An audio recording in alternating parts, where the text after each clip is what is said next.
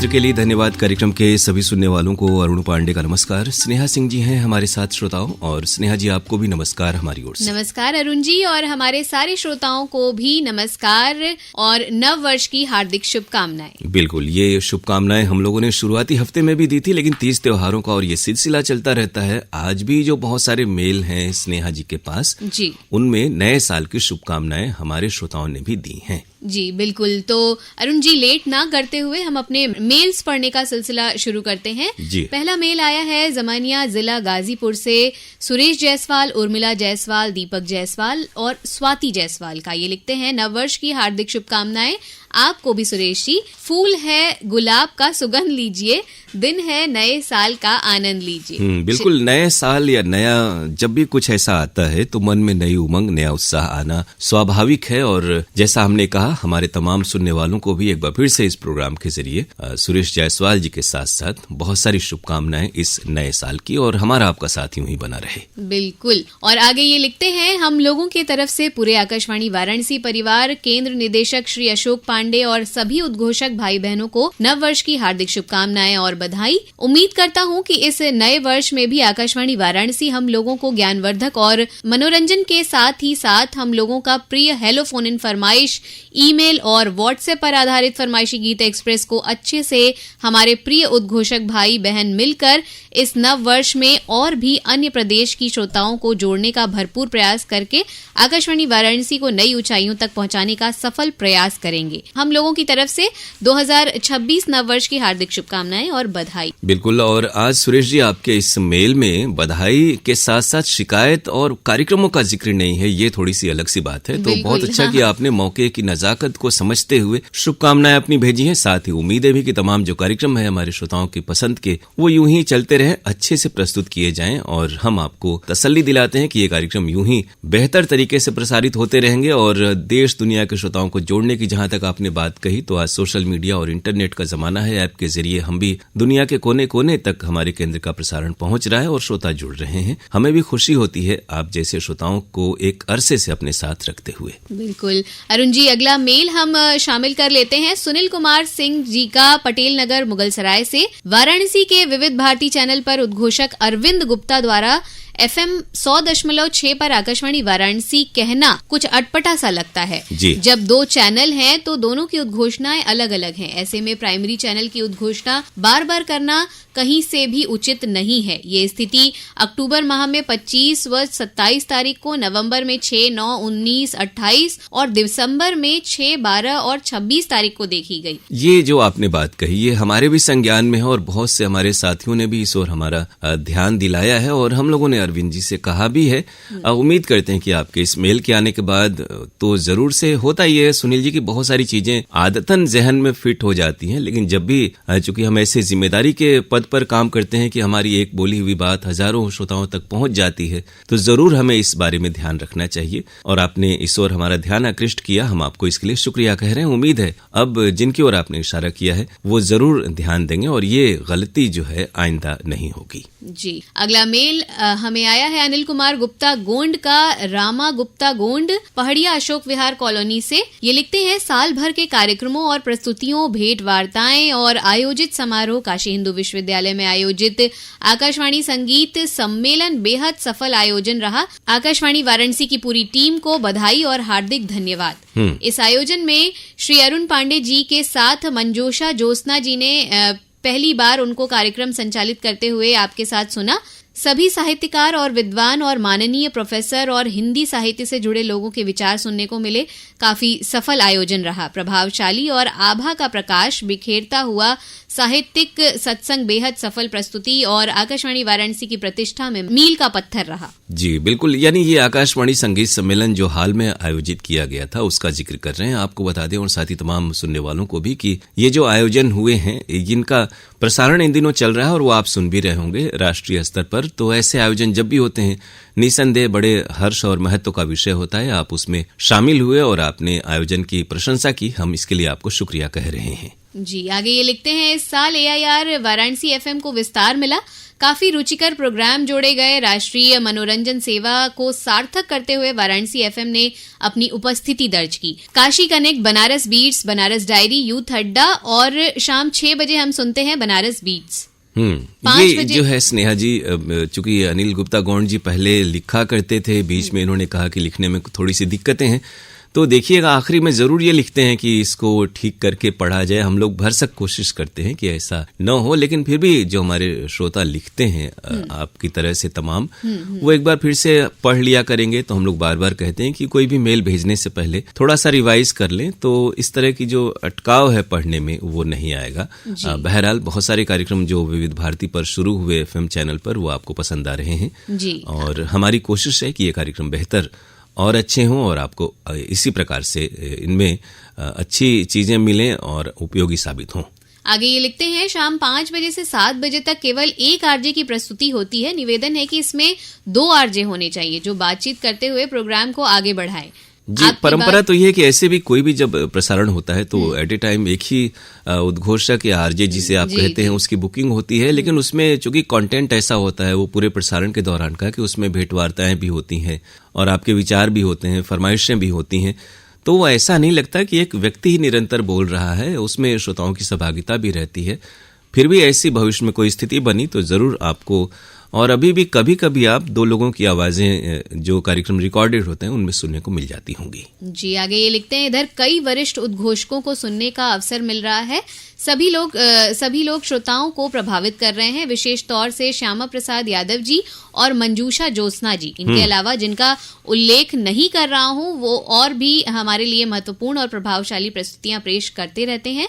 आप सभी को बधाई और शुभकामनाएं। तो बहुत शुक्रिया कि हम सबके जो प्रोग्राम हैं वो आपको पसंद आ रहे हैं। जी, आगे ये लिखते हैं, हमारे अजीज श्री अरुण पांडे जी, वरिष्ठ और लोकप्रिय उद्घोषक, क्या अब केवल PKLD में ही श्रोताओं का मनोरंजन करेंगे? निवेदन है कि कभी कभी और भी कार्यक्रमों को संजीवनी प्रदान करें। आकाशवाणी वाराणसी से उम्मीद है कि इस विशेष निवेदन को संज्ञान में आप जरूर लेंगे। बहुत सारे हमारे साथी हैं और अच्छा प्रोग्राम कर रहे हैं, और आप जैसे ही तमाम श्रोताओं ने उनके कार्यक्रमों की तारीफ भी की है। और समय परिवर्तनशील है और नए लोग आते हैं, नई प्रतिभाएं आती हैं, नया अंदाज आता है, तो उन्हें भी अवसर मिलना चाहिए। इसी के तहत इन दिनों आप तमाम जो प्रोग्राम सुन रहे हैं उनमें लोग हैं, और हम भी कार्यक्रमों में आने का भरपूर प्रयास करते हैं, और आपको बाकी कार्यक्रमों में भी आपको जरूर हमारी मुलाकात आपसे होगी। जी, अगला मेल आया है हमारा दिलशाद हुसैन फातिमा सोगरा, मुबारकपुर, ऊंची तकिया, आजमगढ़, उत्तर प्रदेश से।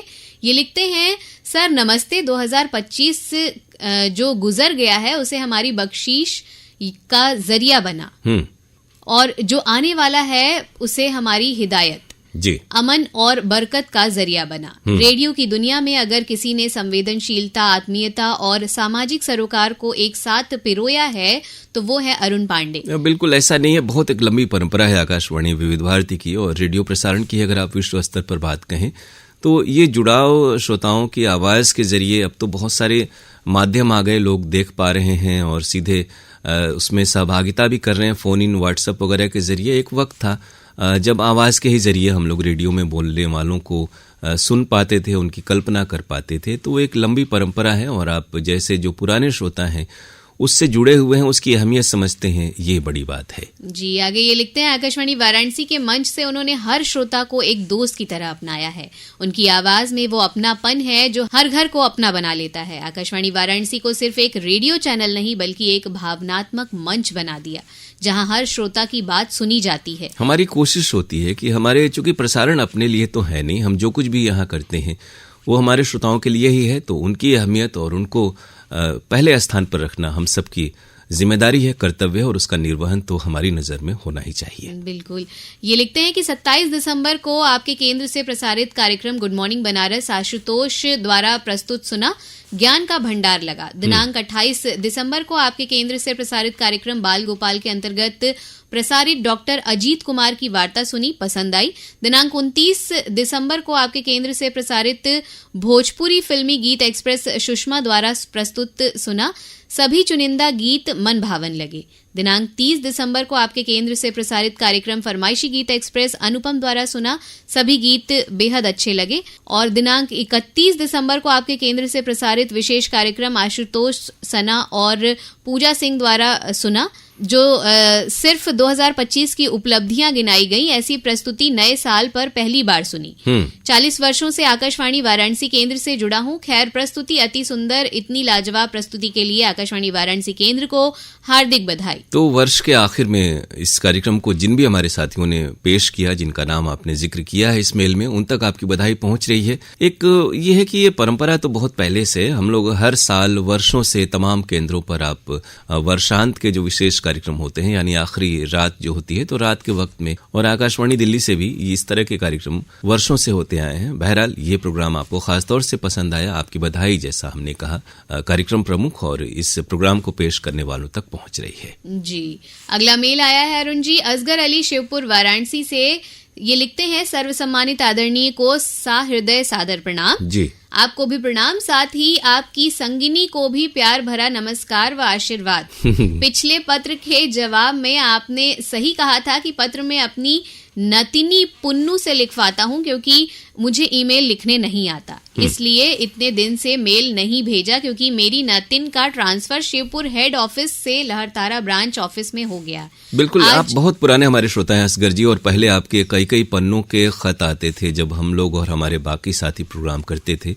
लेकिन ये जरूर है कि अब थोड़ा सा तकनीकी युग है और ईमेल के जरिए तमाम और तुरंत आपकी बातें हम तक पहुंच जाती हैं। पत्रों के मामले में अब भी वो बात नहीं है। बहुत सारे अगर कुछ एक श्रोता पत्र भेजते हैं तो वो पत्र या तो हम तक नहीं आते हैं या हम तक पहुंचते नहीं हैं। तो इसलिए ये जो तरीका है, इसको वक्त के साथ साथ थोड़ा बहुत सीख लेना ही अच्छा है। और आपके पास तो बहुत सारे संसाधन है, भरा पूरा परिवार है, कोई भी थोड़ा सा आपको ये कर दे तो आजकल ऐसी सुविधाएं कि आप बोल करके भी अगर चाहें तो लिख सकते हैं अपनी बातें, आप बोल कर, या फिर अगर कहीं कागज में आप लिख ले रहे हैं तो उसे वापस से मेल में आप बोलेंगे तो वो अपने आप ही टाइप हो जाता है। थोड़ी सी कोशिश करें और आपके मेल अगर आएंगे तो जरूर और तुरंत शामिल होंगे। कुछ कार्यक्रमों का जिक्र कर रहे हैं क्या ये? हाँ, ये लिखते हैं कि 21 दिसंबर की तारीख का पीकेएलडी कार्यक्रम सुना। सबसे लंबा पत्र गाजीपुर से था।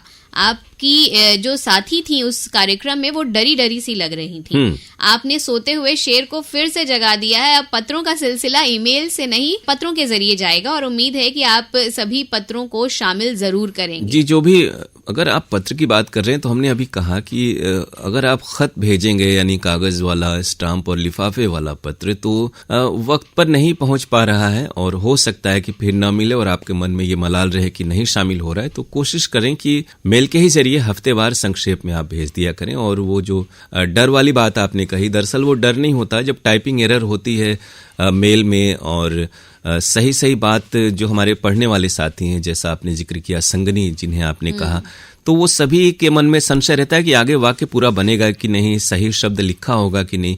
इस वजह से थोड़ा सा वो अटकाव होता है, उसमें भय जैसी बात नहीं। तो मेल अगर हम लोग बार बार जैसा कहते हैं कि सही अगर लिखा जाएगा तो उसे सुविधाजनक और सुगमता से पढ़ा जाएगा। आपके अगले मेल का इंतजार रहेगा। इस मेल के लिए शुक्रिया असगर जी आपको। जी, अगला मेल हमें आया है रमेश कुमार विश्वकर्मा का, ग्राम मेहंदीगंज, मड़ई पोस्ट, राजा तालाब, जिला वाराणसी से।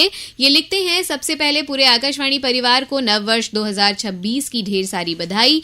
आपके केंद्र से प्रसारित सभी कार्यक्रम मनोरंजक और ज्ञानवर्धक होते हैं, इनकी जितनी प्रशंसा की जाए कम है। आज दिनांक 30 दिसंबर को स्वास्थ्य चर्चा कार्यक्रम में डॉक्टर प्रगति सचान ने बहुत ही उपयोगी जानकारी दी। विषय था दांतों में ठंडा गर्म लगना, कारण, लक्षण और बचाव। दिनांक 29 दिसंबर को इसी कार्यक्रम में संजय यादव जी ने दांतों के टेढ़ापन विषय पर उपयोगी जानकारी दी। इसके लिए संबंधित विभाग को बधाई। दिनांक 28 दिसंबर दिन रविवार को गुड मॉर्निंग बनारस कार्यक्रम स्नेहा जी ने लाजवाब प्रस्तुत किया। इसके पहले बनारसी बाबू आशुतोष जी ने द्वारा प्रस्तुत गुड मॉर्निंग बनारस अत्यंत जानकारीपूर्ण था, बधाई। इस कार्यक्रम से आजकल सना जी नदारद हैं, पता नहीं क्यों। रविवार को ही आज इतवार है, कार्यक्रम में झलकी प्रमोशन का चक्कर बहुत ही हास्यपूर्ण था।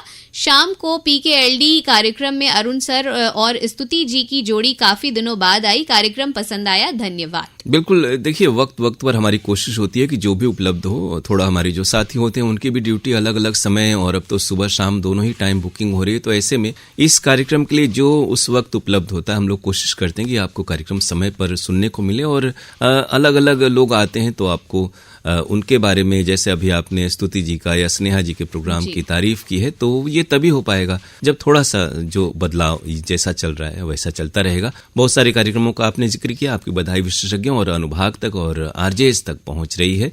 नए साल की आपको भी शुभकामनाएं। और इसी हफ्ते अब वो मकर संक्रांति का भी त्योहार है, तो उसकी भी हमारे तमाम सुनने वालों को हार्दिक शुभकामनाएं। जी, अगला मेल हमें आया है हमारे नियमित श्रोता रतिनाथ त्रिपाठी जी का, कोटवा कपिलधारा सराय मोहना वाराणसी से। ये लिखते हैं, वाराणसी सहित विश्व में सुन रहे सभी श्रोताओं, प्रस्तुतकर्ताओं, आरजे, आकाशवाणी वाराणसी के सभी कर्मचारियों, आप सभी को नववर्ष की हार्दिक शुभकामनाएं। आपको भी नववर्ष की हार्दिक शुभकामनाएं रतिनाथ जी। ये आगे लिखते हैं, गुड मॉर्निंग बनारस में 27 दिसंबर को आशुतोष जी का बहुत दिनों बाद कार्यक्रम सुनने को मिला, जिसमें गुरु गोविंद सिंह जी और काशी कथा के अंतर्गत गालिब के वाराणसी के बारे में विचार सुनने को मिले। ये कार्यक्रम बहुत ही अच्छा लगा। आज श्री रामचरितमानस में पुराने एपिसोड का गलती से फिर से प्रसारण किया गया, जबकि आजकल आगे का प्रसंग चल रहा है। कृपया इसका विशेष ध्यान रखा जाना चाहिए। आपने सही कहा, कभी कभी ये होता है कि सुबह कोई रिले आ जाता है और कभी थोड़ी सी टाइपिंग एरर हो सकती है, या फिर हमारे जो साथी हैं वो एपिसोड संख्या गलत चयन कर लेते हैं, तो इस ओर हम लोग ध्यान देंगे और ऐसी त्रुटि न हो। हालांकि ये आमतौर पर नहीं होता है और पहले तो बहुत ही कदाचित हुआ करता था, लेकिन इन दिनों इस तरह की चीजें होती हैं, तो हम कोशिश करेंगे कि जो हमारे साथी हैं जो सुबह इस तरह के ड्यूटी में रहते हैं या क्यू शीट वगैरह भी देखी जाती है, तो उसमें एपिसोड संख्या सही हो और गंभीरता से इस कार्यक्रम को प्रसारित किया जाए, किसी भी कार्यक्रम को। और ये कार्यक्रम भी जिसमें आप लोग अपनी राय रखते हैं, हमारे साथी सुनते हैं, तो जरूर उनका ध्यान इस ओर जाएगा और आपकी जो बात आपने कही उस त्रुटि की पुनरावृत्ति नहीं होगी, ऐसी हम उम्मीद करते हैं। जी, आगे ये लिखते हैं, अरुण जी, आरोग्यम कार्यक्रम में होम्योपैथी विशेषज्ञ डॉक्टर मनीष तिवारी द्वारा इस मौसम से संबंधित बीमारियों के इलाज संबंधी महत्वपूर्ण जानकारी दी गई। इसके लिए सभी का धन्यवाद। एक ही फिल्म में उमराव जान के गीत तो अच्छे लगे, लेकिन यदि थोड़ी कहानी और रोचक बातें भी बताई जाएं तो कार्यक्रम और भी बेहतर बन सकता है। आज इतवार है, प्रमोशन का चक्कर नाटक में कलाकारों का बेजोड़ अभिनय, चुटकीले संवाद और समाज को संदेश देता ये नाटक बहुत ही अच्छा लगा। शास्त्रीय संगीत कार्यक्रम में पंडित ऋत्विक सान्याल का ध्रुपद गायन, संजय वर्मा का गिटार वादन, उस्ताद डागर साहब का ध्रुपद गायन और उस्ताद बड़े गुलाम अली खां का गायन अत्यंत सराहनीय रहा। गुड मॉर्निंग बनारस में आजकल आशुतोष और सना के न आने के कारण कार्यक्रम पहले जैसे अच्छे नहीं बन पा रहे। हमने जैसा अभी आपको कहा कि सुबह और शाम दोनों ही समय चूंकि बुकिंग हो रही है और दोनों ही वक्त में विविध भारती चैनल पर इस तरह के कार्यक्रम है, तो आपको कभी अगर सुबह ऐसी कमी लग रही है तो शाम को वो पूरी हो जाया करती होगी। और फिर भी ये बदल कर ही होता है और सुबह शाम आपको, अगर आप निरंतर कार्यक्रम जैसा कि आपने लिखा सुन रहे हैं, तो ये आपको लोगों के प्रोग्राम गुड मॉर्निंग भी और शाम के भी कार्यक्रम सुनने को जरूर मिलेंगे। बहुत सारे कार्यक्रमों को आपने सुना है और विस्तार से मेल भेजा है। आपकी बधाई कलाकारों और हमारे जो प्रस्तुतकर्ता उन तक पहुंच रही है। बहुत शुक्रिया इस मेल के लिए रतिनाथ जी। यूं ही लिखते रहिए और कार्यक्रमों से जुड़े रहिए। तो आज समय अरुण जी इजाजत नहीं देता कि हम अपने इस कार्यक्रम को और आगे बढ़ा पाएं, और जिन श्रोताओं के मेल्स हमने इस कार्यक्रम में नहीं शामिल किए वो निराश ना हो। अगले कार्यक्रम में हम आपके मेल जरूर शामिल करेंगे और अगली बार मेल करने के लिए आपको हमारी मेल आईडी जाननी होगी। हमारी मेल आईडी है pkldair.varanasi@gmail.com। बिल्कुल, इस मेल आईडी पर आपकी प्रतिक्रियाओं का हमें इंतजार रहेगा। चलते चलते मकर संक्रांति की एक बार फिर से आपको बहुत सारी शुभकामनाएं। अगले हफ्ते इसी कार्यक्रम में आपसे फिर मुलाकात होगी। तब तक के लिए अरुण पांडे और स्नेहा सिंह को दीजिए इजाजत। नमस्कार।